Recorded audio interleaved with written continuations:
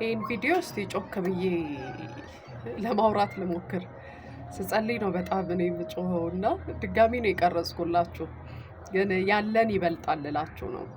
እኛ እግዚአብሔርን የምንጠይቅበት አቅጣጫና እግዚአብሔር ለኛ የሚመልሰው አቅጣጫ አንዳንድ ጊዜ በጣም ይገርመኛል። ሀሳባችሁ ከሀሳቤ ሩቅ ነው አይደል? ሰማይ ከምድር እንደሚርቅ የእኛና የእግዚአብሔር ሀሳብ ልክ እንደዛ ሩቅ ነው እንደሚል አንድ ጊዜ በህይወቴ ከገጠመኝ ላጫውታችሁ።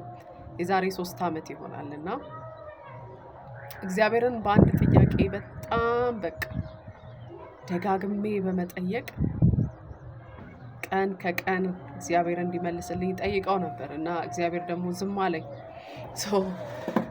እግዚአብሔር ዝም ሲለኝ ያኮረፍኩት እግዚአብሔርን አኮረፍኩት። ከዛ ምን ሆነ? እግዚአብሔርን ደግሞ ዝም ሲላችሁ ቃልም ሲጠፋ ከውስጣችሁ የምትጽናኑበት በቃ ልባችሁ ሲያዝን ሁሉ ነገር ነው ዝም የሚላችሁ እና ቤት ውስጥ ስለነበርኩ መውጣት ስለማልፈልግ እህቴና ወንድሜ ካልወጣን አሉ። እነሱ የሄዱበት ጉዳይ ነበር አክቹዋሊ እና ካልወጣን ወደ ውጭ አሉ ሲሉኝ ከነሱ ጋር ተከትያቸው ወጣውና ቦሌ ማተሚያ ጋር ስንደርስ አንድ ልጅ ወድቋል እና አንድ ልጅ ወድቆ ስናየው ተሯርጠን ከመኪና ወረድን። ከዛ እኔ ወደ ሱቅ ሄድኩኝ። ስኳር አመጣውለት፣ ውሃ አመጣው፣ እህቴ ክብሪት አረገችለት ምናምን። ከዛ ደህና ሆነ።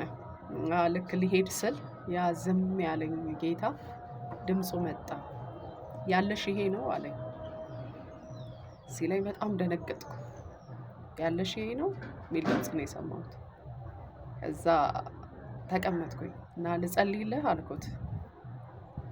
አዎ ሲለኝ መጸለይ ስጀምር ልጁ ካጋንንት እስራት ተፈታ እና በጣም ብዙ ሰዎች ያው ሃይማኖተኞች እያጉረመረሙም እየተሳደቡም ተበተኑ።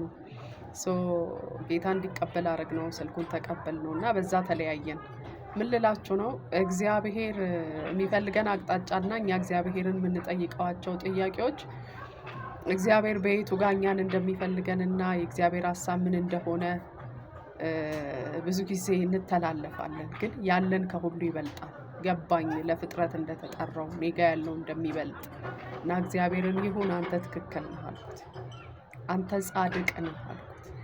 ለዛ ነው ጳውሎስን በእስር ቤት ባገኘው ጊዜ ጌታን ባጠገቤ ቆሞ አበረታኛልና በቃ ነፃ ነህ አላለውም። ገና በቄሳር ፊት ለፊት ትቆምልኛለህ አልኩት። ክብር ለኢየሱስ ክርስቶስ ይሁን። አንዳንድ ጊዜ እኛ በድካማችን እግዚአብሔር ስናገኘው የዛን ነገር መልስ ነው የምንጠብቀውና ሁልጊዜ ይገርመኛል። ማለት ቢሆንለት ጳውሎስ ቢፈታ ቢሆንለት በነፃ ቢኖር አይደለ? ግን እግዚአብሔር የራሱን ዓላማ አጀንዳ ሊፈጽምብን ስለሚፈልግ በራሱ አቅጣጫ ነው የሚያስኬደን እና ያ ማለት እግዚአብሔር ትቶናል ማለት አይደለም። ያ ማለት እግዚአብሔር ዝም ብሎናል ማለት እንዳልሆነ ገባኝ። እግዚአብሔር በእኔ ላይ ያለውን አጀንዳ ፕሮግራሙን ሊነግረኝ እንደሆነ ገባኝና ክብር ለመንፈስ ቅዱስ ይሁን። ያለን ይበልጣል። የተሰጠን ልጁ